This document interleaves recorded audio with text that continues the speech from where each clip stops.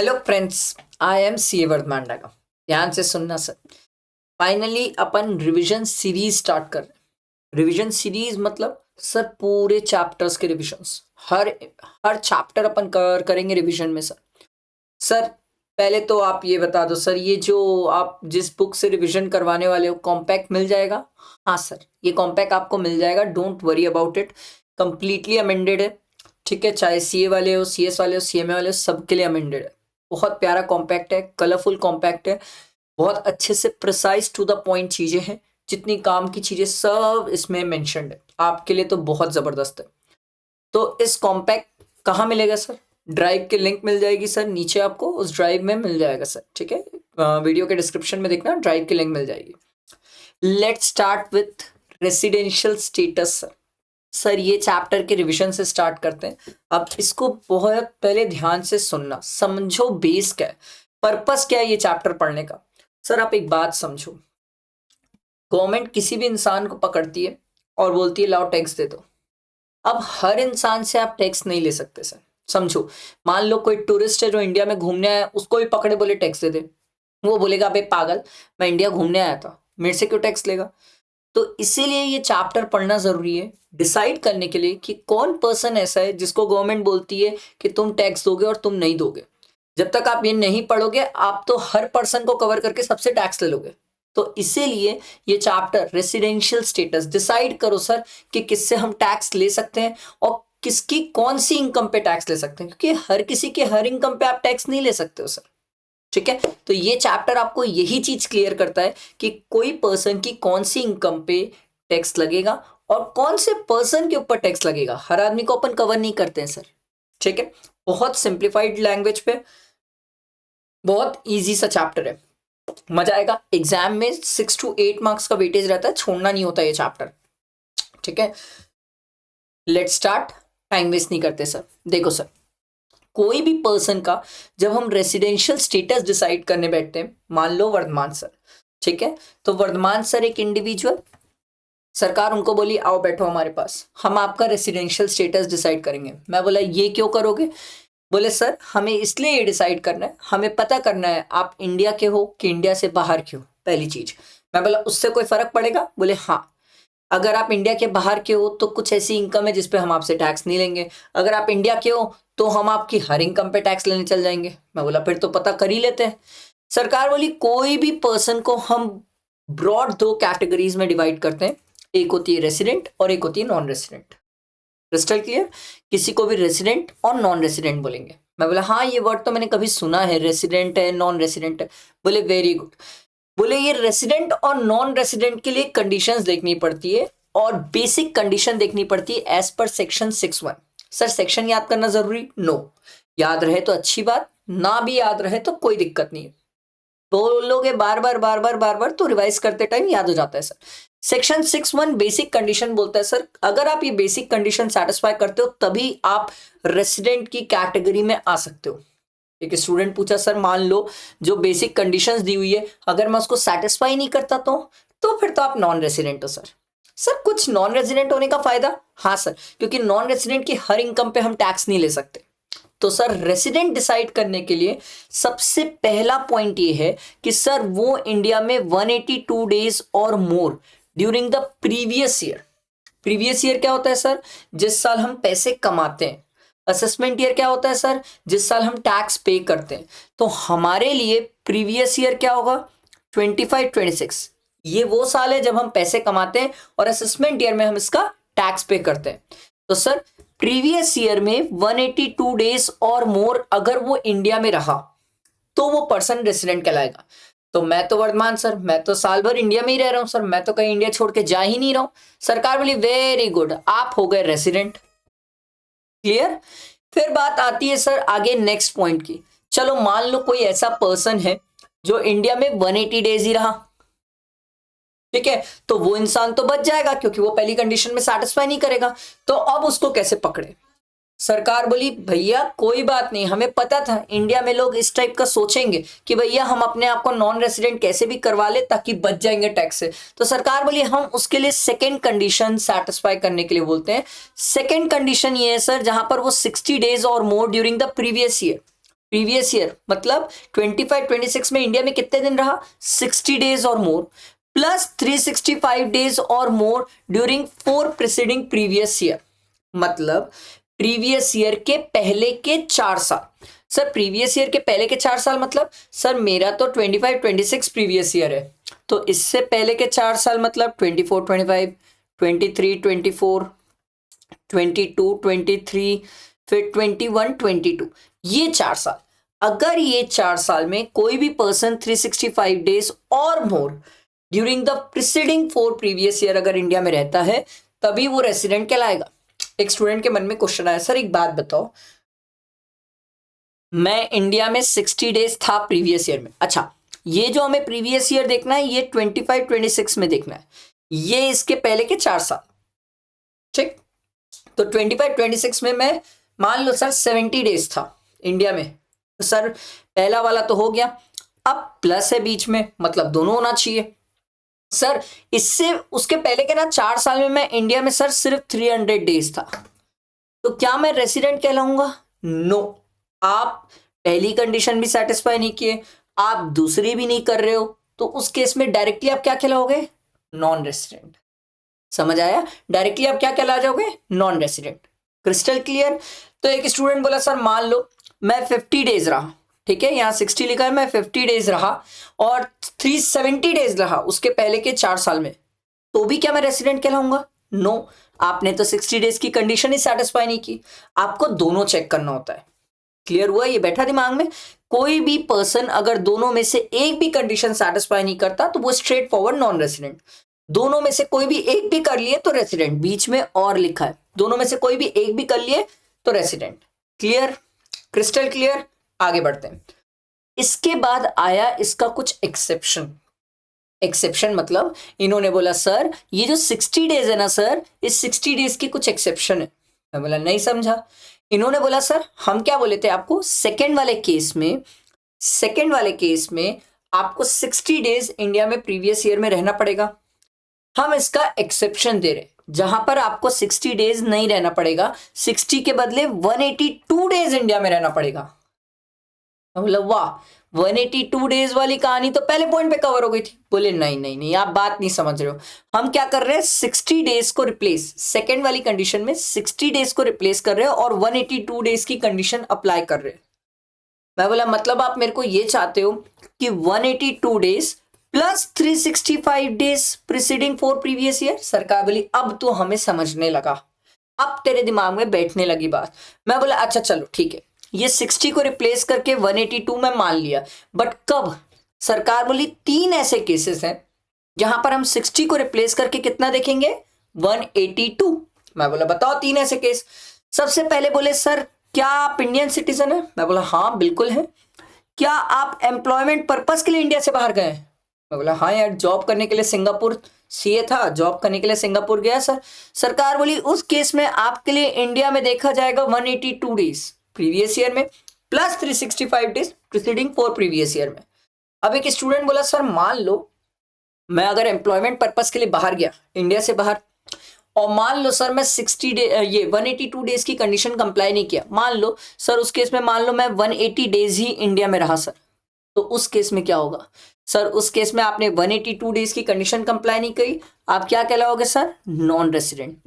एक स्टूडेंट बोला सर ये वाली कंडीशन चेक नहीं करेंगे? नो, जब आप एक्सेप्शन में फॉल करते हो तो उसके बाद जनरल बेसिक कंडीशन सेटिस्फाई करने की जरूरत नहीं पड़ती है, आपके लिए एक्सेप्शन बना हुआ है, आप सिर्फ एक्सेप्शन वाले में ही फॉल करेंगे। समझ आया? क्लियर हुआ? अब आगे देखो, नेक्स्ट है Indian citizen live India as a member of the crew of the Indian ship. भैया क्रू मेंबर है इंडियन शिप का और इंडिया से बाहर जा रहा है, तो सरकार बोलती है फिर वही बात है सर, हम आपके लिए कितना देखेंगे 182 days in the previous year plus 365 days in the preceding 4 previous year. फिर आगे इंडियन सिटीजन और person of Indian origin. Sir Indian citizen तो समझ आ गया था कि इंडिया की सिटीजनशिप है, और पर्सन ऑफ इंडियन ओरिजिन क्या होता है sir? Person of Indian origin वो होता है सर जहां पर किसी के भी पेरेंट्स या ग्रैंड पेरेंट्स अनडिवाइडेड इंडिया, मतलब 1947 में इंडिया डिवाइड हुआ, उसके पहले अनडिवाइडेड इंडिया में वो रहते थे सर, तो उन्हें बोला जाएगा पर्सन ऑफ इंडियन ओरिजिन।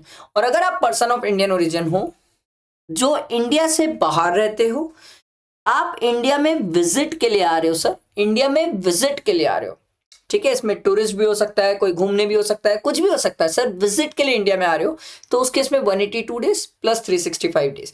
तो सर तीनों में हमें सेम चेक करना है, हाँ सर तीनों में सेम चेक करना है। अब एग्जाम में कहाँ कंफ्यूज करते हैं कि एग्जाम में क्या करते हैं, हमारे साथ गेम खेलते हैं।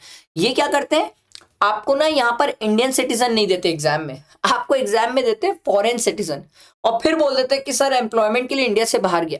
मेरे भाई अगर इन तीनों केसेस में वो आदमी इंडियन सिटीजन नहीं है, तो उस केस में आपको फिर बेसिक कंडीशन ही चेक करनी पड़ेगी। ये इंटरप्रिटेशन ऑफ लॉ है सर, यही तो इंटरप्रिटेशन है सर।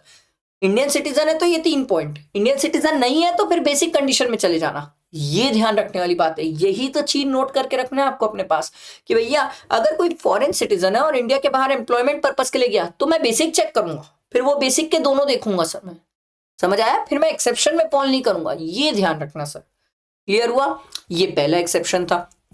अब दूसरा क्या हुआ सर, जहां पर इन्होंने 60 डेज को फिर से रिप्लेस किया, कितने से सर, 120 डेज से सर। 60 को कितने से रिप्लेस किया, 120 डेज से। सर इन्होंने बोला एक केस है जहां पर हम 60 के बदले 120 देखेंगे। मैं बोला बताओ, मैं इनसे पूछा सर प्लस 365 डेज भी देखोगे, बोले हाँ ऑब्वियस है, अपन ने तो सिर्फ 60 को चेंज किया है, आगे वाला चेंज थोड़ी किया, आगे वाला तो प्लस वाला देखना ही है सर। तो 120 डेज प्रीवियस ईयर में plus 365 days preceding 4 previous year में।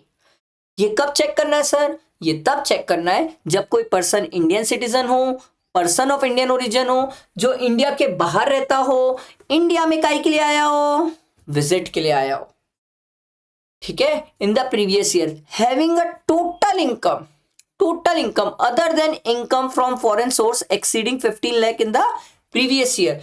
आसान भाषा में इंडिया से पैसे कमा रहा हो और 15 लाख से ज्यादा कमा रहा हो। एक मन में एक स्टूडेंट के क्वेश्चन आया, सर एक बात बताओ मेरे को, सर ये भी विजिट वाला पॉइंट है। मैं बोला हाँ ये भी विजिट वाला पॉइंट है। हाँ सर दोनों में डिफरेंस क्या है, सर कैसे नहीं है डिफरेंस, बिल्कुल डिफरेंस है। एक में आप 182 देख रहे हो, एक में आप 120 देख रहे हो। सर हम एग्जाम में क्या देखे मेरे भाइया, जब आपको क्वेश्चन में इनकम दिखी तो 120 वाला देखना, इनकम दिखी ही नहीं, इनकम की कोई बात ही नहीं हो रही है, तो फिर 182 वाला देखना। आई बात समझ, यही तो छोटे पॉइंट्स है, नोट करके रख लो, यही याद रखना होता है आखिरी दिन, यही याद रखना होता है। अगला सर ये जो आप बोल रहे हो कि इसकी इनकम इंडिया से 15 लाख से ज्यादा होनी चाहिए, एक्सीडिंग है ना, एक्सीडिंग है, 15 लाख भी होगी तो नहीं चलेगा, 15 से ज्यादा होना चाहिए, ठीक है। 3 कंडीशन सेटिस्फाई करना है, 120 days in previous year plus 365 days preceding 4 previous year plus 15 lakh से ज्यादा इनकम। ये तीनों बातें सेटिस्फाई होगी तो उस केस में सर आप एक्सेप्शन में फॉल कर जाओगे और फिर आप रेसिडेंट कहलाओगे। कहानी क्लियर हुई, पर इसमें मैं आपको कुछ सिखाना चाहता हूं। सर इन्होंने बोला कोई भी फॉरेन सोर्स की इनकम कब मानी जाएगी, ऐसी कोई भी इनकम जो इंडिया से बाहर एक्रू हो या अराइज आउटसाइड इंडिया हो, ठीक है। ऐसी कोई भी इनकम जो इंडिया से बाहर एक्रू हो, अराइज आउटसाइड इंडिया हो, उसको क्या माना जाएगा, फॉरेन इनकम।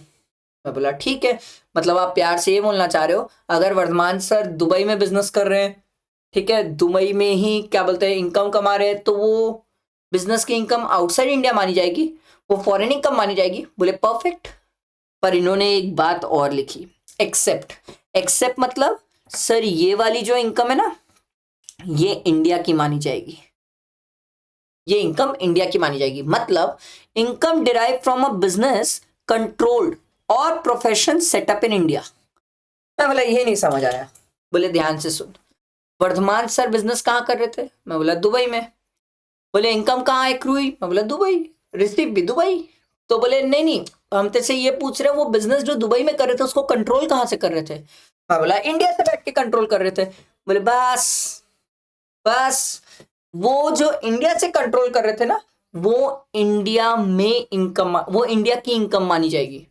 तो एक स्टूडेंट बोला सर मान लो अगर वो कंट्रोल भी आउटसाइड इंडिया होता तो क्या वो इंडियन इनकम में काउंट होता ना, तब वो इंडियन इनकम में काउंट नहीं होता। यही तो इंपॉर्टेंट पॉइंट। एक स्टूडेंट ने मुझसे बहुत जेन्युइनली पूछा और बहुत अच्छा क्वेश्चन पूछा, सर एक बात बताओ, ये जो 15 लाख की इनकम निकालने वाला बात है, ये हमें कब ध्यान देना होता है? जब आपको ना क्वेश्चन में ऐसा पॉइंट दिया रहे कि सर वो सामने वाला पर्सन है, विजिट टू इंडिया का केस है, ये सब बात दिया रहे, डेज दिया रहे, और नीचे ना उसके बारे में दिया रहे कि he has derived following income, ऐसे लिखा रहे, he has derived following income, तो वो आपको हिंट कर रहा है मेरे भाई 15 लाख वाली बात सोच ले, सोच ले, ठीक है, वहां पर सोचना होता है। ये इंडिया वाला जो बताया ना सर, ये ध्यान रखना, इंडिया वाला, बाकी सब तो ध्यान रहेगा आपको, ये इंडिया वाला ध्यान रखना। क्लियर हुआ सबको? बैठा दिमाग में? पक्का? अच्छा, ये वाला जो केस है ना, इसमें हम रेसिडेंट होते हैं, resident plus not ordinary resident होते हैं। सर नॉट ऑर्डिनरी रेसिडेंट क्या होता है आगे बताऊंगा, डोंट वरी, आगे बताऊंगा सर। ये क्लियर हुआ? अब इससे रिलेटेड कुछ कंफ्यूजिंग पॉइंट जो कंफ्यूज होते हैं स्टूडेंट। सबसे पहला, जिस दिन आप इंडिया से जा रहे हो, जिस दिन आप इंडिया में आ रहे हो, ये दोनों दिन इंडिया में काउंट होते हैं। Crystal clear? शिप के केस में ध्यान से सुनना, ये सब नोट कर लिया करो। शिप के केस में जिस दिन इंडिया से जा रहे हैं और जिस दिन इंडिया में आ रहे हैं, ये दोनों दिन इंडिया में काउंट नहीं होते। शिप एक एक्सेप्शन केस है, नोट कर लो, यही सब नोट कर लो। समझ आया? क्लियर हुआ? आगे बढ़ते हैं। अगला है deemed resident. Sir section 61A sir ये क्या है? ऐसे लोग जिनको सरकार ऊपर रेसिडेंट डिक्लेयर नहीं कर पाई, पर सरकार को दुख हो रहा है, ये लोग साले इंडिया से पैसा कमा रहे हैं और टैक्स नहीं देते, सरकार बोली उनको डीम्ड रेसिडेंट में पकड़ेंगे। सर पहले तो कंडीशन बता दो और एग्जाम में कैसे समझना है ये बता दो, क्योंकि एग्जाम में जब तक ना समझ आए कि डीम्ड रेसिडेंट सोचना है मतलब ही क्या होगा। देखो इन्होंने बोला सर अगर कोई पर्सन पूरी तीनों कंडीशन अगर सेटिस्फाई करता है तभी हम उसे डीम्ड रेसिडेंट की कैटेगरी में डालेंगे।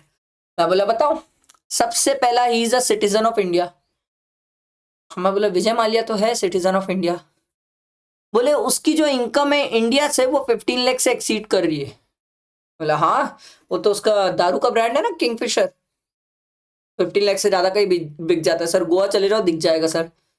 बोले हाँ, he is not liable to tax in any other country और territory by the reason of his domicile और रेसिडेंस और any other criteria of similar nature. वो दूसरी कंट्री में जाके टैक्स नहीं दे रहा है। मैं बोला रहता तो लंदन में, अब लंदन में टैक्स दे रहा है कि नहीं ये मेरे को नहीं पता। बोले पता कर लो, अगर वो लंदन में टैक्स नहीं दिया तो बोलना उसको कि भैया तू इंडिया के हिसाब से डीम रेसिडेंट है, और अगर तू इंडिया के हिसाब से डीम रेसिडेंट है तो जो भी तू पैसा कमाएगा वो टैक्सेबल हो जाएगा इंडिया में। डीम्ड वर्ड का मतलब समझते हो? किसी को जबरदस्ती घसीट के मानना कि तू रेसिडेंट है।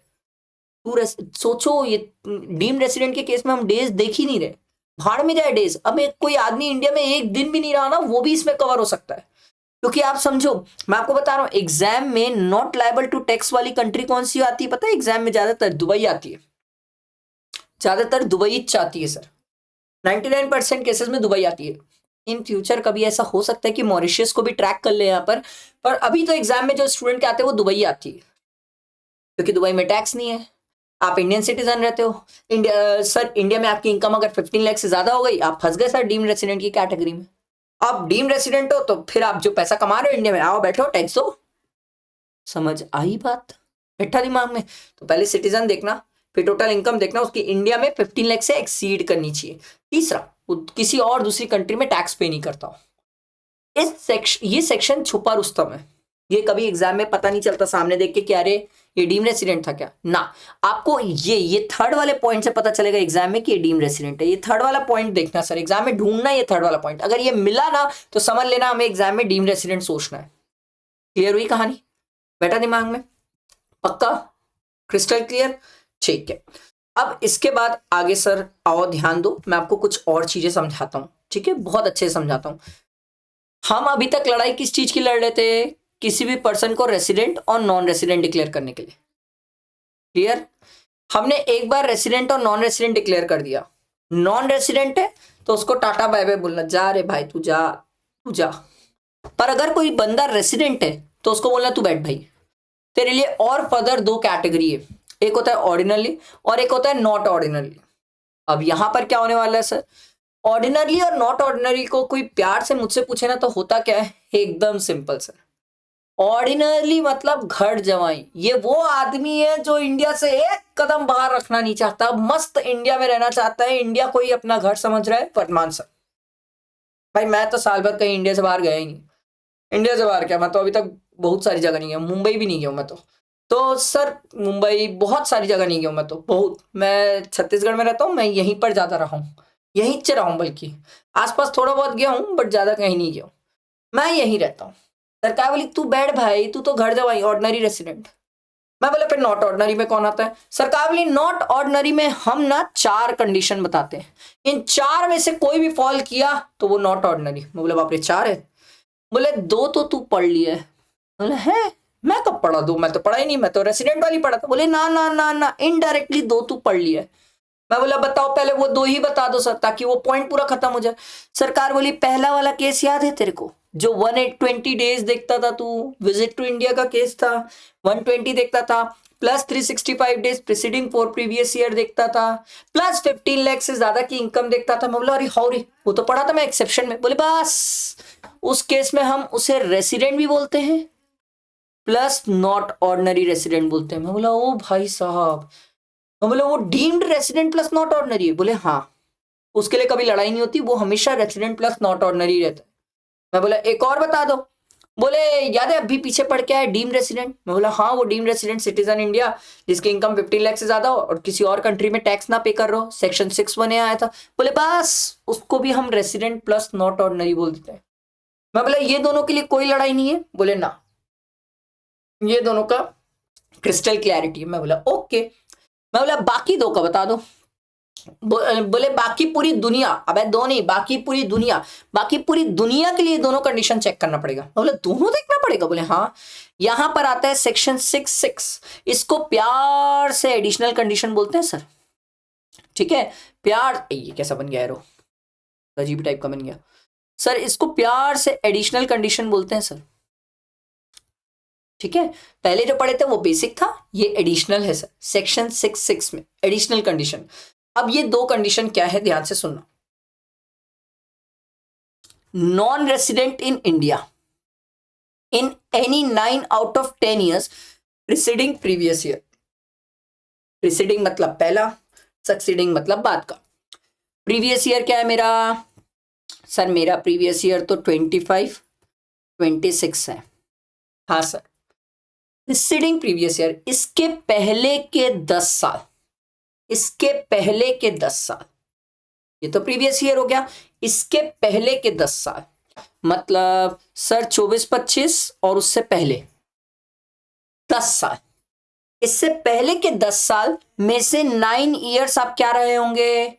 नॉन रेसिडेंट रहे होंगे। आप बोलोगे सर सर 1-1 साल निकालना पड़ेगा एग्जाम में? हाँ सर, 1-1 साल निकालना पड़ेगा सर। इसका कोई शॉर्टकट है? बताऊंगा, शॉर्टकट भी बताऊंगा, पर पहले भाई पहले सीख तो ले, पहले नॉर्मल प्रोविजन तो सीख ले, फिर शॉर्टकट सीखना।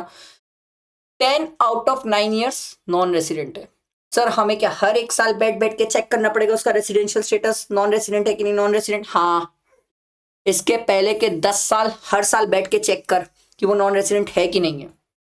बोले सर ये तो बहुत लंबा हो गया। वाला दूसरा वाला देख ले कि सर वो, ध्यान देना सर, वो इंडिया में 729 days और less in the preceding the previous year. मेरा प्रीवियस ईयर क्या है? 25, 26, इसके पहले के 7 years। ठीक है, बिफोर 7 years, पहले के 7 years में वो 729 days और लेस इंडिया में है। बोला हाँ, ये काउंट करना आसान है, ये काउंट करना आसान है, ये आराम से काउंट हो सकता है सर। 729 days और लेस अगर इंडिया में है तो वो सर क्या कहलाएगा? Not ordinary resident. आई बात समझ? अब सर मैं आपको एक शॉर्टकट बताता हूं, ध्यान से सुनना सर। ये दोनों एडिशनल कंडीशन सेटिस्फाई होगी तभी आप नॉट ऑर्डिनरी कहलाते हो, तभी आप नॉट ऑर्डिनरी कहलाते हो। एक स्टूडेंट बोला सर अगर एक भी कंडीशन सेटिस्फाई नहीं होगी तो फिर आप ऑर्डिनरी कहला जाओगे।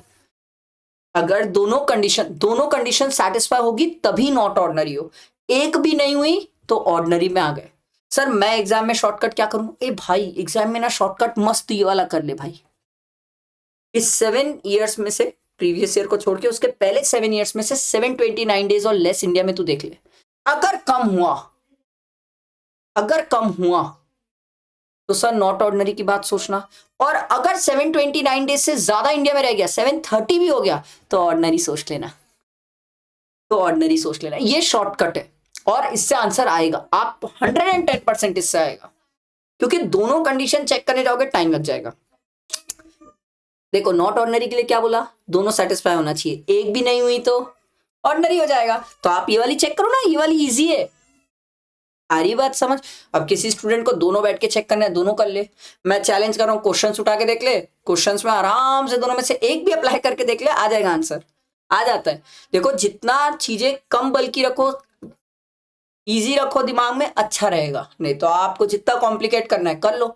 अच्छा, कई सारे स्टूडेंट मेरे को ये बोलते हैं सर हम जहां से पढ़े या बुक से जो भी पढ़े उसमें तो सर ये लिखा था कि सर 10 में से 2 ईयर्स क्या बोलते हैं रेसिडेंट होना चाहिए।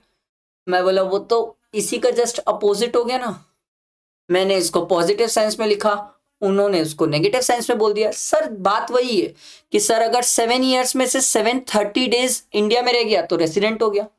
बोलने का तरीका है, दोनों दोनों बोलने का तरीका है, बात दोनों की सेम है। दोनों में से जो भी लिखोगे एग्जाम में मार्क्स मिलेगा। सर क्लियर हुआ सबको? ये बैठा दिमाग में, समझ आया?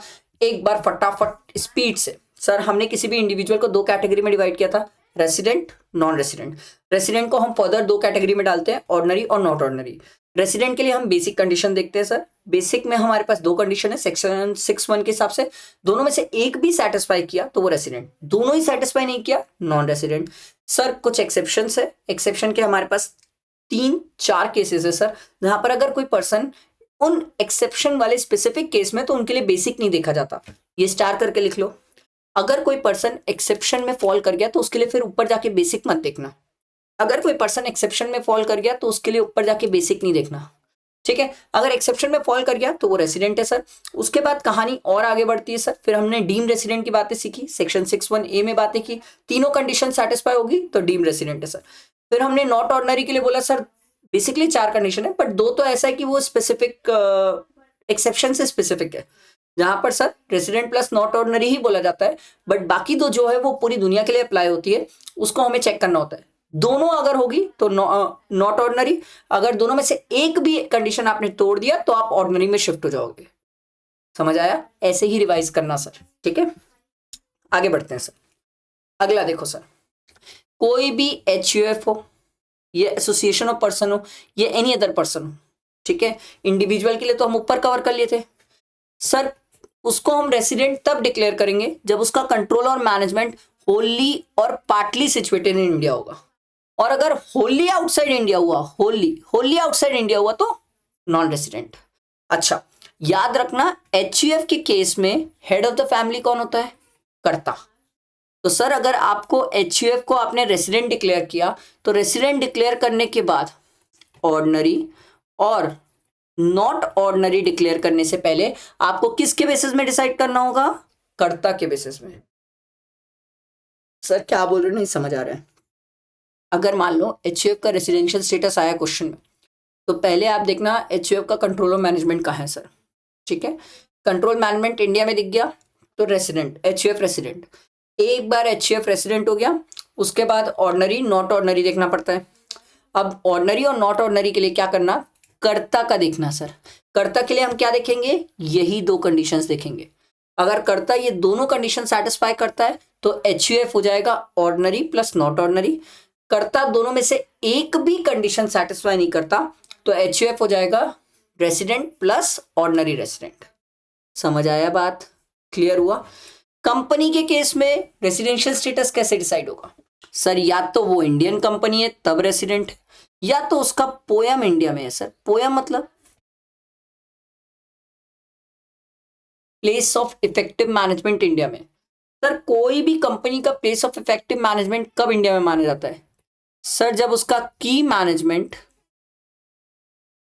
एंड कमर्शियल डिसीजंस, ठीक है, या तो सब्सटैंशियली या फिर होली इन इंडिया में होना चाहिए। ठीक है, की मैनेजमेंट कमर्शियल डिसीजन सब्सटैंशियली या होली इंडिया में होना चाहिए। अगर है तो वो क्या कहलाएगा, कंपनी रेसिडेंट। समझ आया? मतलब आप समझो, मैं आपको दो चार एग्जाम्पल देता हूँ पोयम के। पहला, एक कंपनी है जिसके 5 बोर्ड मीटिंग्स हुए, 5 में से 3 बोर्ड मीटिंग्स इंडिया में हुए जिसमें की मैनेजमेंट और कमर्शियल डिसीजंस लिए गए, तो उस कंपनी का पोयम इंडिया में, वो कंपनी रेसिडेंट है। एक कंपनी है जिसके आप समझ लो, एक एग्जाम में क्वेश्चन आता है, सर जिसकी लाइजन ऑफिस यहाँ पर है, ऐसे ही लाइजन ऑफिस है जो स्टॉक मेंटेन करती है, तो उस केस में उसका की मैनेजमेंट कमर्शियल डिसीजन इंडिया में नहीं माना जाएगा सर, क्योंकि सिर्फ स्टॉक ट्रांसफर करने के लिए आपने ऑफिस खोला है, वो कोई की मैनेजमेंट और कमर्शियल डिसीजन नहीं होता सर। और अच्छा एग्जाम्पल लेते हैं, एक कंपनी है जिसके 100 एम्प्लॉयज है जिसमें से 60 एम्प्लॉयज इंडिया में। एक कंपनी है जिसकी 100 रुपीज अगर इनकम है और 60 रुपीज इनकम इंडिया से हो रही है। ये कुछ पॉइंट्स है, फाइनल लेवल पे कवर होते हैं पोयम के, इंटर लेवल पे इतना नहीं खोदता। इंटर लेवल पे ये सिंपल रखता है सर, की मैनेजमेंट और कमर्शियल डिसीजंस, इंपॉर्टेंट बिजनेस के डिसीजंस इंडिया में होते हैं, तो वो रेसिडेंट है। समझ आई बात कहानी कंपनी की? ठीक है, आगे बढ़ते हैं सर। सेक्शन 5, ऐसी कौन कौन सी इनकम है जिसकी जो ऑर्डिनरी, नॉट ऑर्डिनरी और नॉन रेसिडेंट की इंडिया में टैक्सेबल होती है। अब ये इंपॉर्टेंट होता है, इसमें ना थर्ड और फोर्थ पॉइंट मैं आपको बताऊंगा, वो सबसे ज्यादा इंपॉर्टेंट होता है। पहला एकदम, इसको कैसे याद रखा करो, income received deem to received in India रहा, हम किसी को नहीं छोड़ते, चाहे तो ऑर्डिनरी हो, चाहे नॉट ऑर्डिनरी हो, चाहे नॉन रेसिडेंट। अब इस साले इंडिया में पैसा रिसीव करेगा या इंडिया में रिसीव करने वाले, डीम टू बी रिसीव्ड है, हम मान के चल रहे हैं इंडिया में रिसीव होगा, कैसे छोड़ देंगे? इंडिया में पैसे रिसीव करेगा टैक्स से। एक पर्सन बोला सर मैं इंडिया में पैसा रिसीव नहीं कर रहा हूँ, पैसा आउटसाइड इंडिया में रिसीव कर रहा हूँ। सरकार बोली ठीक है, पैसा कहाँ से कमाया? वो बोला इंडिया से। सरकार बोली वाह, एक्रू और अराइज और डीम टू एक्रू और राइज इन इंडिया, तो तू बचेगा सोच रहा है, पागल है क्या? तीनों के हाथ में टैक्स आ जाएगा। यहां तक क्लियर हुआ सबको? ये क्रिस्टल क्लियर हुआ? सबसे इंपॉर्टेंट जहां पर स्टूडेंट परेशान है, बहुत गड़बड़ करते हैं, मोस्ट इंपॉर्टेंट है ये 2 पॉइंट, यही तो गलती होती है सर। अब इसको समझो सर, मान लो एक बहुत सिंपल सा एग्जांपल देता हूं, ठीक है? वर्धमान सर इंडिया से बाहर बिजनेस कर रहे हैं, यूएस में बिजनेस कर रहे हैं, ठीक है? ध्यान से सुनना, इनकम एक्रू और राइज आउटसाइड इंडिया, यूएस में बिजनेस, रिसीव भी आउटसाइड इंडिया, यूएस में इनकम रिसीव हो रही है, बट बिजनेस कहां से कंट्रोल हो रहा है? इंडिया से। बिजनेस कहां से कंट्रोल हो रहा है? इंडिया से। तो उस केस में सरकार बोली भैया ऑर्डिनरी के हाथ में टैक्सेबल है, नॉट ऑर्डिनरी के हाथ में टैक्सेबल है, नॉन रेसिडेंट को हम छोड़ देंगे, नॉन रेसिडेंट को छोड़ देंगे। और वर्धमान सर ऑर्डिनरी है सर। आ रही है बात समझ? एकदम समझो सिंपल, एकदम समझो इसको सिंपल, एकदम समझो उसको सिंपल, क्योंकि इसमें बहुत स्टूडेंट गलती कर रहे हैं सर। अगर आप इनकम एक्रू बाहर कर रहे हो, अराइज, रिसीव्ड सब बाहर है, पर बिजनेस कहां से कंट्रोल हो रहा है? इंडिया से, तो ऑर्डिनरी इंसान को बोलते तू तो मरेगा ही, घर जमाएंगे। नॉट ऑर्डिनरी बोलते तू भी गया, और नॉन रेसिडेंट को बोलते जा भाई तेरे को छोड़ दिए, भाई तेरे को छोड़ दिए। अब एक स्टूडेंट के मन में क्वेश्चन आ सकता था इसको क्यों छोड़े? एक बात समझो, अगर आप नॉन रेसिडेंट से भी टैक्स लेने चल जाओगे ना यहाँ पर, तो एक नॉन रेसिडेंट बोलेगा फिर मैं इंडिया से बिजनेस कभी कंट्रोल ही नहीं करूंगा, मैं इंडिया वाले लोगों को एम्प्लॉयमेंट दूंगा ही नहीं, फाड़ में जाओ सालो। इसीलिए सरकार इसको नहीं छेड़ती। एक स्टूडेंट के मन में क्वेश्चन आया, वाह फिर सर इसके साथ क्यों ऐसा? सर नॉट ऑर्डिनरी रेसिडेंट वो आदमी है जो आधा इंडिया का है और आधा बाहर का है, तो सरकार बोलती है जब तू आधा इंडिया का है तो भैया हमारा आधा घर वहीं तो है, तू तो टैक्स दे। बात समझ आई? नेक्स्ट, बहुत important, income accrue arise outside India, received outside India. देखो क्या लिखा हुआ है, from any other source. Sir इसका कोई एग्जाम्पल? हाँ सर, सर आपने रेंट पे हाउस दिया सर, हाउस प्रॉपर्टी रेंट पे दी सर। और कोई example sir? Agriculture income sir. Sir और कोई एग्जाम्पल सर? हाँ sir, dividend income sir. Sir और कोई एग्जाम्पल? अबे मेरे भाई बिजनेस के अलावा सब, बिजनेस के अलावा सब, क्योंकि बिजनेस वाला पॉइंट ऊपर कवर है, बिजनेस के अलावा सब, सब अबे सब, बिजनेस के अलावा सब सब। अब ध्यान से सुनना, वर्धमान सर की एक यूएस में प्रॉपर्टी है, उसको वर्धमान सर ने वहां पर किराए पे दिया, वहीं रेंट रिसीव करते हैं, वहीं बैंक अकाउंट में रखे हैं। सरकार बोली आप ऑर्डिनरी रेसिडेंट हो? मैं बोला हाँ मैं तो यहीं रहता हूँ। सरकार बोली बैठो आपको टैक्स देना है। नॉट ऑर्डिनरी को छोड़ दिए, नॉन रेसिडेंट को भी छोड़ दिए। यही मोस्ट इंपॉर्टेंट है, यही मोस्ट इंपॉर्टेंट है। इसीलिए बोलता हूं कुछ पॉइंट्स याद रखना। एग्रीकल्चर इनकम आउटसाइड इंडिया सिर्फ ऑर्डिनरी के हाथ में जाती है, नॉट ऑर्डिनरी नॉन रेसिडेंट को छोड़ देना। Dividend income outside India ordinary के हाथ में जाती है, नॉट ऑर्डिनरी नॉन रेसिडेंट को छोड़ देना। पास्ट अनटैक्स्ड फॉरेन इनकम किसी के हाथ में टैक्स नहीं लगती, क्योंकि that is called remittance. Remittance पे टैक्स नहीं होता, रिसिप्ट में टैक्स होता है। ये कुछ पॉइंट है, लिख लो। पास्ट अनटैक्स्ड फॉरेन इनकम, इस पे टैक्स नहीं लगता। ये कुछ बातें ध्यान रखनी होगी सर। कोई भी इनकम रेमिटेड टू इंडिया है तो टैक्स किसी के हाथ में नहीं है, रिसिप्ट पे टैक्स होता है, रेमिटेंस पे टैक्स नहीं होता। ध्यान रखना सर, आई बात समझ। ये सबसे दो इंपॉर्टेंट पॉइंट, थर्ड और फोर्थ, ये याद रख लो, गलती कभी होगी ही नहीं सर। इसके बाद इन्होंने सेक्शन 9 बीच में लाया, और सेक्शन 9 में इन्होंने बोला सर कि कोई भी इनकम एक्रू और राइज इन इंडिया हम तब मानेंगे जब आपका बिजनेस कनेक्शन इंडिया में हो, प्रॉपर्टी इंडिया में हो, या एसेट या कोई सोर्स हो जिससे आप इंडिया में पैसा कमा रहे हो, या फिर आप इंडिया की कोई एसेट्स बेच दी हो, इंडिया में आपकी कोई एसेट थी उसको बेचे हो, तो हम ये मान लेंगे कि आपकी इनकम इंडिया में एक्रू हुई है। बिजनेस कनेक्शन मतलब बिजनेस से पैसा कमा रहे हो, प्रॉपर्टी मतलब आप अपना घर वर बेच दो, एसेट या एनी सोर्स ऑफ इनकम मतलब आप रिलायंस में शेयर्स खरीद के रखे हो, ट्रांसफर ऑफ कैपिटल एसेट अपना धंधा ही बेच रहे हो, सोना बेच रहे हो इंडिया में, तो सरकार बोली हम ये मान लेंगे कि आपकी इनकम एक्रू और अराइज इन इंडिया हुई है। बात समझ आई? अब important sir, income not deem to accrue और राइज इन इंडिया, ये इंपॉर्टेंट क्यों बोल रहा हूं? अमेंडमेंट है, अमेंडमेंट है, इसमें बहुत प्यारा अमेंडमेंट है, ठीक है, बहुत ही प्यारा अमेंडमेंट है, और इसे अमेंडमेंट को ध्यान देना है, ठीक है। देखो sir, income not deem to accrue और राइज इन इंडिया, इन्होंने बोला सर ये 5 है, इस इनकम को हम इंडिया में एक्रू और राइज, इंडिया में एक्रू और अराइज, डीम टू एक्रू और राइज इंडिया नहीं मानते। मैं बोला बताओ। In case of a business in respect of which all the operations are not carried out in India, ऐसा कोई बिजनेस है जिसका मेजर ऑपरेशन इंडिया में नहीं होता, उस बिजनेस से जो इनकम होगी, उस बिजनेस की इनकम को इंडिया में एक्रू और राइज नहीं माना जाता। दूसरा, ये पॉइंट सबसे ज्यादा आता है सर, आपने इंडिया से गुड्स परचेज किया for the purpose of export. तीसरा, collection of news and views in India for transmission out of India. अब इंडिया से आप न्यूज वगैरह कलेक्ट कर रहे हो ताकि बाहर आप न्यूज अपने न्यूज चैनल पे दिखा सको। सरकार बोली इस केस में भी हम इंडिया में income accrue or deem to accrue rise नहीं मानते। अगला, shooting of cinematography film in India, हम तो चाहते हैं कि बाहर की फॉरेन फिल्म्स इंडिया में शूट हो सर। अगला, activities confined to display of rough diamond in special notified zone. Special notified zone होते सर, जो डायमंड्स वगैरह, रफ डायमंड, अनकट डायमंड होते हैं, जो इंडिया में सिर्फ डिस्प्ले बेचना मत पे, डिस्प्ले ऑफ रफ डायमंड्स। तो अगर आप डिस्प्ले कर रहे हो इंडिया में रफ डायमंड्स का, अनकट डायमंड का, अनएसॉर्टेड डायमंड का, तो सरकार बोलती है हम नहीं मानते, आपकी इनकम इंडिया में एक्रू और राइज हो रही है सर। इसमें आया अमेंडमेंट। और अमेंडमेंट क्या है देखो, note the transaction or activities which are confined to the purchase of goods in India for the purpose of export shall not constitute significant economic presence in India। अब मैं आपको इसको दिखाता हूं, मैंने इसको अमेंडमेंट शीट में भी रखा है। आ गया यार amendment sheet, amendment sheet, amendment sheet के हैंड रिटन नोट्स भी बनाए हैं मैंने। देखो सर, ये मैंने एग्जाम्पल भी फ्रेम किया था सर। एक कंपनी है बाहर की, अरे यार ये नहीं करूँगा मैं, इसमें गोदाबाजी नहीं करता।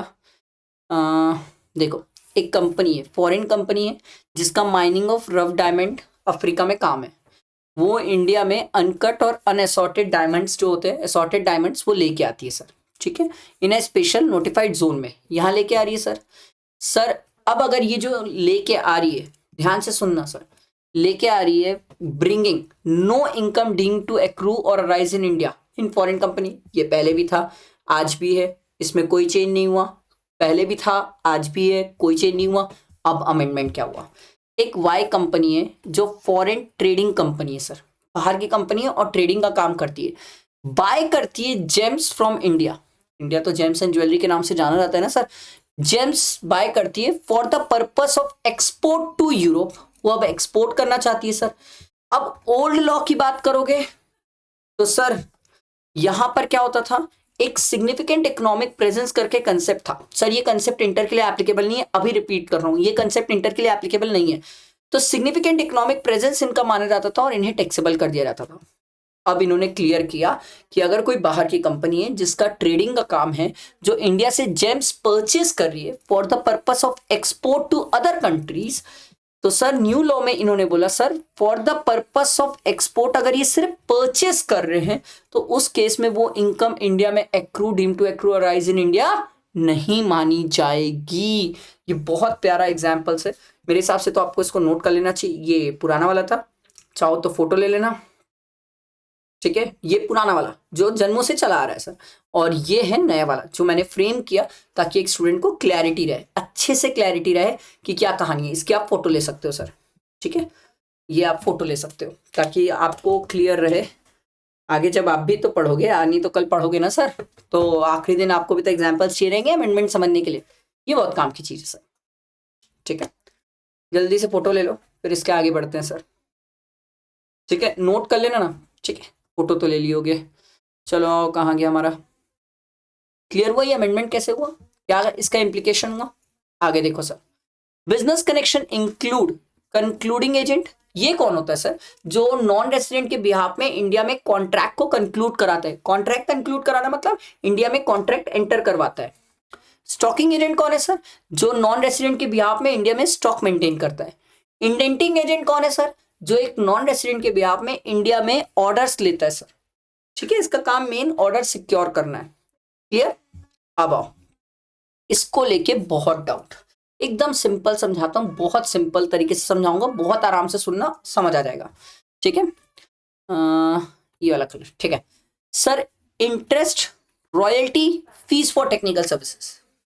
अगर इंटरेस्ट, रॉयल्टी या fees for technical services government पे करती है, इंडियन गवर्नमेंट पे करती है, तो वो टैक्सेबल है। सर नहीं समझा, समझो। क्या इंडियन गवर्नमेंट इंडिया के बाहर से लोन ले सकती है? हाँ सर। क्या इंडियन गवर्नमेंट इंडिया के बाहर से टेक्निकल सर्विसेज ले सकती है? हाँ सर। टनल्स वगैरह बनाने के लिए, रोड्स बनाने के लिए, बड़ी बड़ी ब्रिजेस बनाने के लिए टेक्निकल सर्विसेज ले सकती है। तो सर गवर्नमेंट क्या उनको पे करेगी? हाँ सर पे करेगी, ऑब्वियस सी बात है, फ्री में तो कोई करेगा नहीं, गवर्नमेंट उसे पे करेगी। तो सर वो आदमी पैसा कहाँ से कमाया? इंडिया से। तो सरकार बोली गवर्नमेंट अगर interest, royalty, fees for technical services पे करती है तो वो टैक्सेबल है, क्लियर। अब गवर्नमेंट को साइड करो, अब आती बात रेसिडेंट की। वर्तमान से अब अगर रेसिडेंट पे करता है interest, royalty, fees for technical services, क्या मैं भी ले सकता हूँ? हाँ सर, मैं भी इंडिया के बाहर से लोन ले सकता हूँ, मैं भी इंडिया के बाहर रॉयल्टी पे कर सकता हूँ सर, कोई चीज़ यूज़ करने के लिए। मैं भी सर इंडिया से बाहर टेक्निकल सर्विसेज ले सकता हूँ सर, किसी बाहर ACCA, CFA, उनकी टेक्निकल सर्विसेज ले सकता हूँ, प्रोफेशनल टेक्निकल सर्विसेज, इंजीनियर्स की सर्विसेज ले सकता हूँ। सरकार बोली अगर रेसिडेंट पे कर रहा है तो टैक्सेबल है। एकदम आंख बंद करके ध्यान से सुनना, रेसिडेंट पे कर रहा है तो टैक्सेबल है। पर sir there is one exception sir,